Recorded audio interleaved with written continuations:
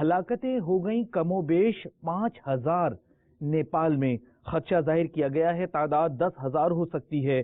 گزشتہ دنوں آنے والے تباہ کن زلزلے کے جھٹکے تبت، چین، بنگلہ دیش، بہار، ہند اور دیگر کئی مقامات پر محسوس کیے گئے. ہلاکتیں بھی ہوئیں. اس ضمن میں بنگلہ دیش میں صلاۃ التوبہ اور استغفار کا اہتمام کیا گیا.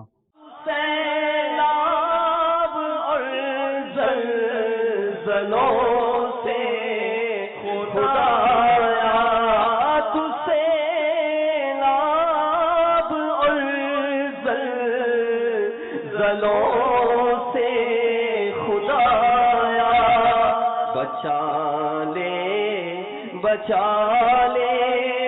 بچایا الہی بچا لے